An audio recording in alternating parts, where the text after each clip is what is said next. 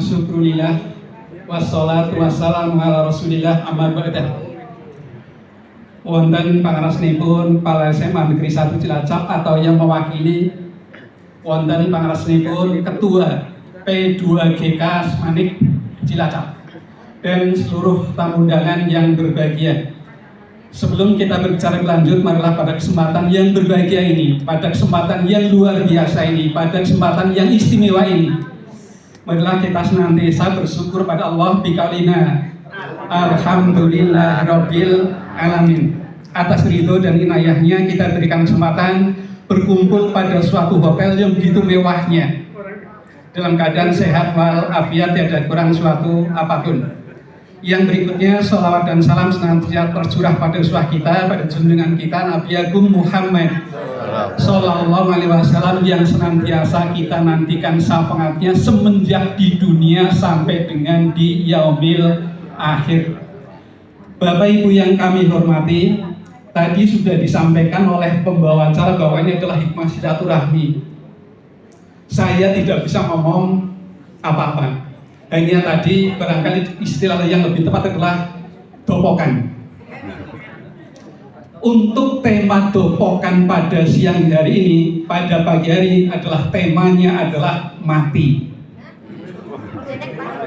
Iya, mati ini orang cerita.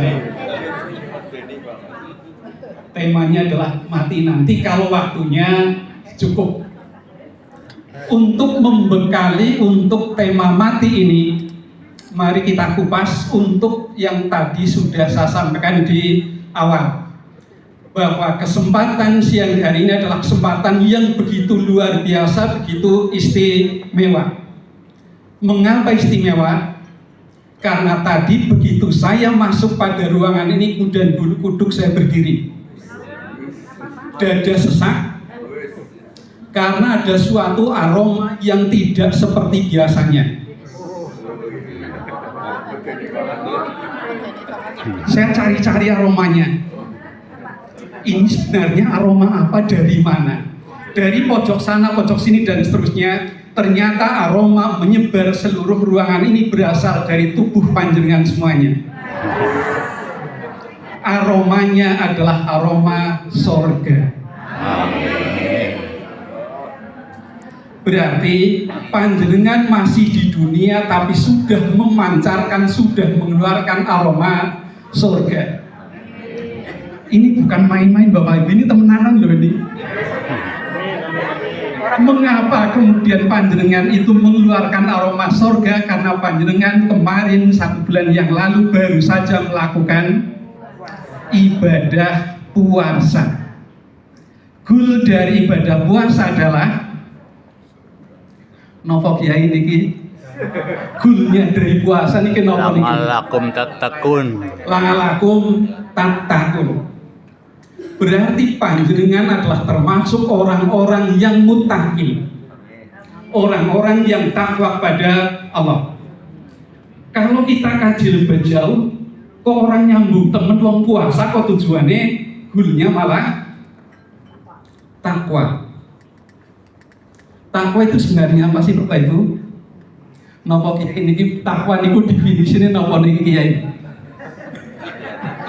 Pak Kiai, siap. Kiai ini kata itu. Karena di sini adalah kiai-kiai besar luar biasa, banyak sekali, ada Pak Kiai Ismail Marzuki, ada Pak Kiai Fuad Al-Jihad, ada Pak Kiai Haji Haryono dan lain sebagainya. Saya orang bisa ngomong apa-apa. Untungnya ada narasumber. Yang namanya takwa adalah ketika panjenengan melakukan puasa. Puasa janjinya lapar mboten sih? Ketika di rumah ada makanan, kita kepengin makan nggak? Pengen makan. Ketika dilalahnya pengantin baru misalkan puasa, pulang di rumah istri sedang tiduran ngelekar begitu saja, kita masuk ke kamar,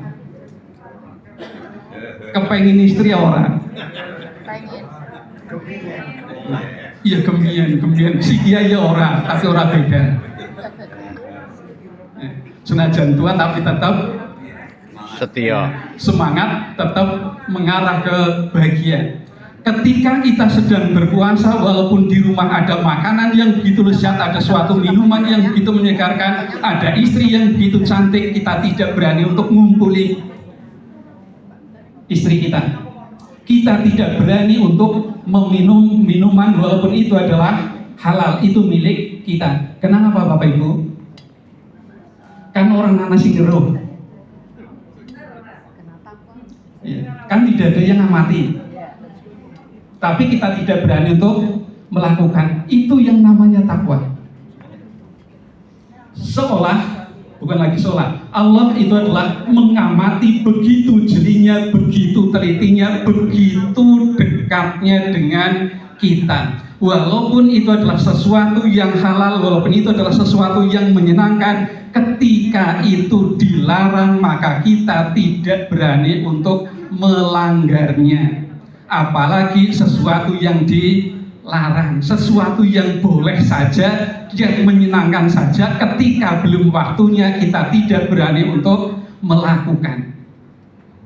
Sehingga begitu puasa selesai, kita sudah di training 1 bulan untuk selalu menjalankan perintah, untuk selalu menjauhi larangan. Berarti panjenengan sudah lulus 1 bulan menjadi orang yang muttaqin. Orang yang muttaqin tempatnya adalah sorga, sehingga panjenengan semuanya menyebarkan aroma sorga. Tadi saya sampaikan begitu masuk saya berdiri bulu-bulu kuduk karena sudah beraroma surga. Saya tak nebeng dari aroma surga dari panjenengan semua. Ini alasan yang pertama. Alasan yang kedua, Bapak Ibu sekarang sedang melakukan apa? Silaturahmi. Kata Pak Ismail Marzuki mengatakan, sering beliau mengatakan bahwa tidak akan masuk surga ketika orang tersebut adalah memutus tali silaturahmi. Wong hadis ora bisa, jadi pokoknya yang penting cari Pak Mail. Ya, cara jawane. Arep tak sebutna mboknya ini Pak Yai Fuad Al-Jihad. Fasihnya pun juga jauh berbeda. Ini Pak Ismail itu sudah makhrajul hurufnya, tajwid dan lain sebagainya sudah begitu luar biasanya. Saya harus berada di bawahnya sehingga saya tidak berani menyebutkan hadisnya. Wagu tidak akan masuk surga ketika orang memutus tali silaturahmi. Bahkan ada yang mengatakan jangankan masuk surga, ambune surga saja orang yang memutus tali silaturahmi itu adalah tidak berhak. Ini yang kadang suka memutus silaturahmi, tali silaturahmi itu adalah nyuwun pangapunten. Ini ibu-ibu banyakan.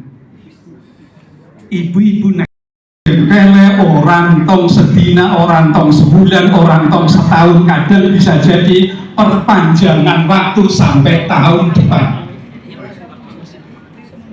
Sehingga monggo melalui silaturahmi ini kemudian kita ingat bahwa orang bakal mlebu surga, orang bakal mampu surga ketika ini adalah memutus tali silaturahmi. Kita sedang melakukan silaturahmi, berarti kegiatan ini sebenarnya adalah kita sedang membangun jembatan menuju ke surga.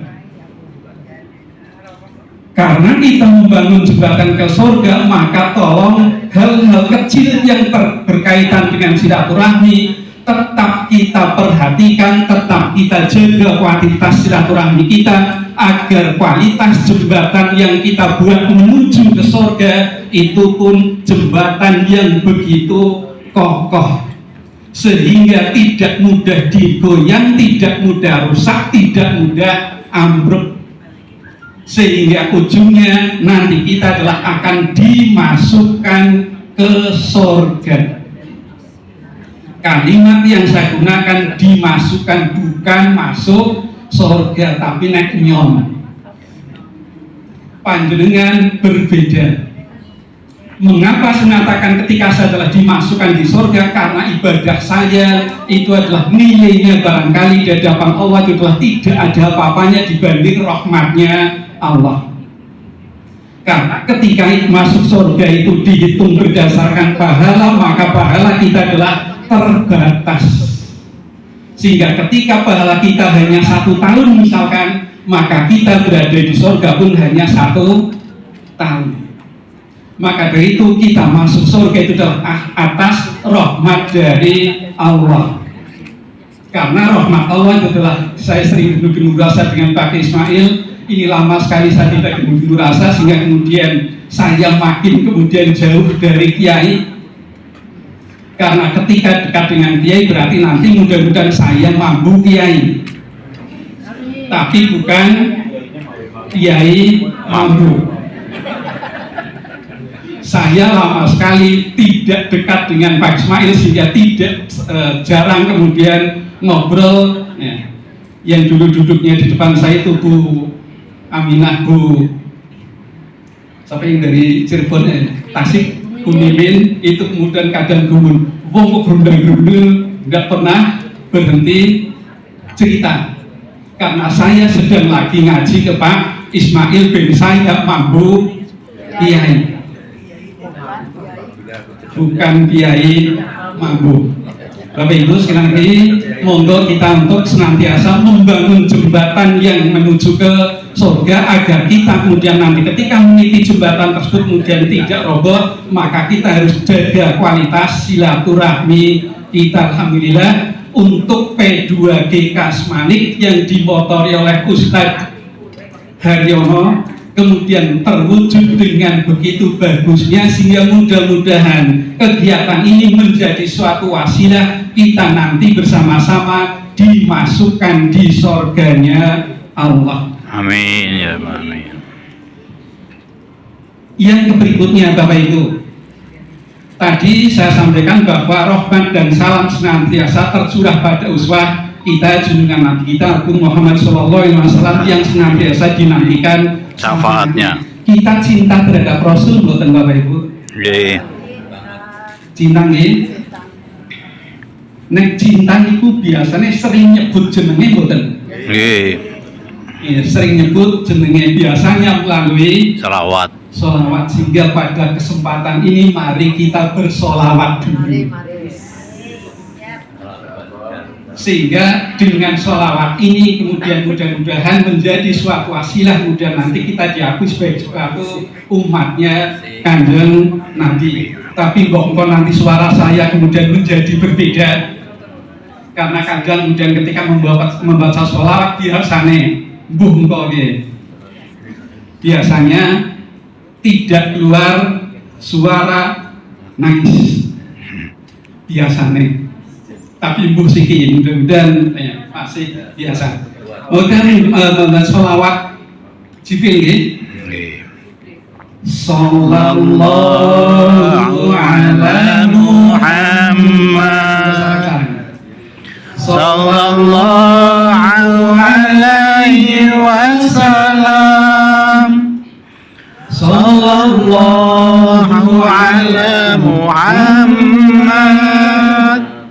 Sallallahu alaihi wasallam. Ya Rabbi ya Rasulullah Ali Ya Rasul salamu alaika Ya Rabbi salam alaika Ya Allahu alaika Anta samsun anta badrun Anta nurun wa nuri Anta li khairu wal khali Anta nisyahu suduri. Kenapa sih kita harus membaca sholawat? Manfaat sholawat ada beberapa hal. Yang pertama adalah sebagai bukti cinta kita terhadap Rasul. Sehingga bahasa sholawat, karena ini adalah bahasa cinta terhadap Rasul, maka bahasanya luar biasa, memujinya luar biasa. Salah satunya adalah anta samsun, anta badrun. Artinya nopo niki Kiai? Anta kowe, panjenengan kowe, anta Panjenengan adalah penyinarku, anta badrun, panjenengan adalah bulanku, anta nur fauqa nur, panjenengan adalah nur di atas nur, cahaya di atas cahaya. Ini berarti bukti cinta kita terhadap Rasul, maka kita perbanyaklah membaca sholawat. Sholawat adalah suatu amalan yang begitu mudah, amalan yang gampang kita lakukan, tidak memiliki suatu persyaratan apapun. Karo mlaku sholawat dia kena, karo ngarit sholawat dia kena, karo derep sholawatan dia kena, karo numpak motor sholawatan juga bisa. Malaikat ketika menghitung jumlah tetesan air hujan itu adalah bisa, tetapi malaikat tidak bisa menghitung jumlah anugerah, jumlah rahmat yang diturunkan pada orang itu oleh Allah ketika sedang membaca sholawat. Banyu dan tetesannya bisa dihitung, tapi rahmat yang diturunkan oleh Allah ketika orang itu membaca sholawat itu telah tidak bisa dihitung oleh malaikat. Berarti betapa banyaknya rahmat yang diturunkan oleh Allah kepada yang membaca sholawat. Perkara nganggo sayyidina apa ora sumangga panjenengan. Tapi kalau saya kebanyakan adalah menggunakan sayyidina, karena saya begitu hormatnya pada Nabi, sehingga ketika kemudian dia Nabi salam alaika, kemudian saya terbayang anjing Nabi itu adalah rawuh sini, karena kalimatnya menggunakan ya Rasul salam alaika. Cara Pak Ismail menggunakan kalimat kayak gini berarti berhadapan langsung. Ila hadratin Nabi Mustafa sallallahu alaihi wasallam alihi wa sahbihi wa alihi wa dzurriyyatihi sayyidina lahumul Fatihah. A'udzu billahi minasy syaitonir rajim. Bismillahirrahmanirrahim. Alhamdulillahirabbil alamin. Iyyaka na'budu wa iyyaka nasta'in ihdinas siratal mustaqim. Shiratal ladzina an'amta 'alaihim ghairil maghdubi 'alaihim waladdallin. Summa ila hadratin jami'i waliyinal anbiya'i wal mursalin wal awliya'i wa syuhada'i wa sholihin wa sahabati wa tabi'in wal ulama'il amilin wal musannifin al-muhlisina wa jami'il malaikatil muqarrabin khususan Sayyidina Syaikhul Qadir Jilani al-Fatihah. A'udzu billahi minasy syaitonir rajim. Bismillahirrahmanirrahim. Alhamdulillahi rabbil alamin.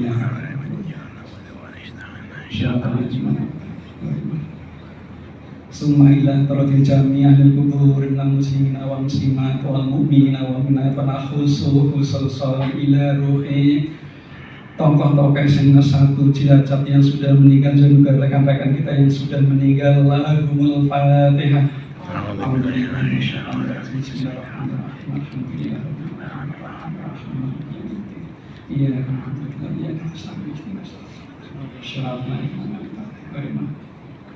Khusus kangge saudara-saudara kita, teman-teman kita, sahabat kita yang sedang sakit, mudah-mudahan Allah mengangkat penyakit, mengembalikan kesehatannya. Bagi teman-teman kita, saudara-saudara kita yang dililit hutang, mudah-mudahan segera diberikan jalan untuk melunasinya dan kita berikan tetap iman Islam. Al-Fatihah.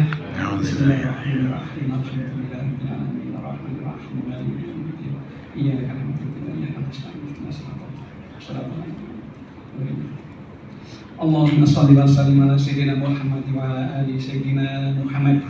Bismillahirrahmanirrahim. Alhamdulillahi rabbil alamin. Hamdan syakirin, hamdan na'imin, hamdan yuwafina ma yukafi masidah. Ya Rabbana lakal hamdu kama yanbaghi li jalali wajhika karimati misqal.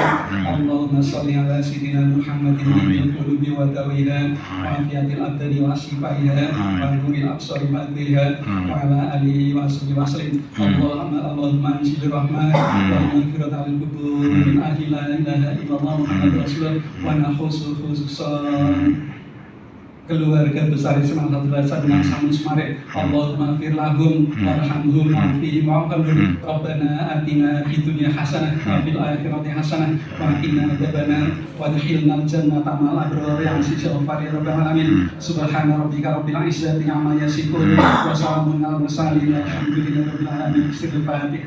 Al-Fatihah.